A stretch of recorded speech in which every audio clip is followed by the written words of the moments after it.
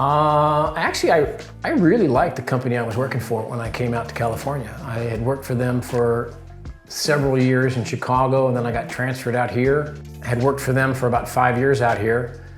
And it really came down to the owner of that company on a series of visits he made to California. He was laminating on the fact that he really didn't feel that loyalty was a very important quality. And over a course of about 3 different meetings that he brought up, I didn't even bring up, he kept harping on the fact that he thought loyalty was overrated. I'm the exact opposite of that. So with that thought process by him and me sitting around thinking I was 29 years old at the time, I wasn't married, I didn't have any children, that I would start my own investigative company, and I would truly focus on bringing in people with no experience and upgrading the level of training so we could develop our own investigators. And literally I started Horsemen with 4 credit cards. No bank loans, no nothing. So it was a little tough going there at first, but probably 12 to 18 months without even taking a paycheck. But within 36 months, we had all the credit cards paid off, and we've been moving forward for 25 years now. My dad, who was actually from Long Beach, went to Notre Dame, and my mom went to St. Mary's. So growing up in the Midwest, we were raised on Notre Dame football. So if you're a fan of Notre Dame football, you're aware of who the 4 Horsemen are. So I chose that name. It also happens to be the title of 2 of my favorite songs, one by Metallica and one by The Clash. I don't know, I think you have a lot of proud moments. I would say December 31st of every year, you're proud that you got through a year and you made everybody's payroll and you got through unscathed. I think you take pride in, I think we've hired in 25 years close to 700 investigators, most of which had no chance of probably even getting into the industry. Even Callie said that to me years ago about the number of investigators that we have hired and trained who have gone on to get their own PI license.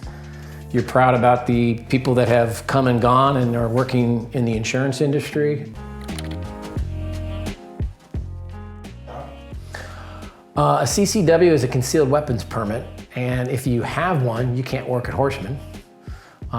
If you have one, you probably aren't working for any insurance-related investigative company. And what I mean by that is our insurance policies won't allow you to have a concealed weapon. It's one of the things why we do an occasional spot check on our field investigators, is to make sure that they're not putting everybody else's career at jeopardy by keeping, we found BB guns.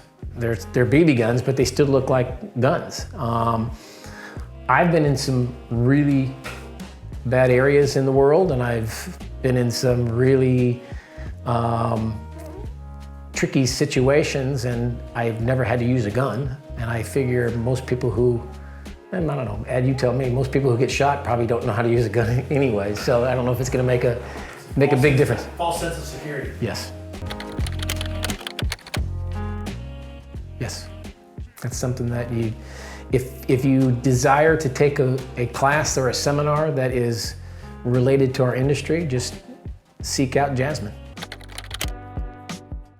I'd say the most important thing for me, when we're hiring somebody, it's just someone with a general desire to be good at whatever they choose to do.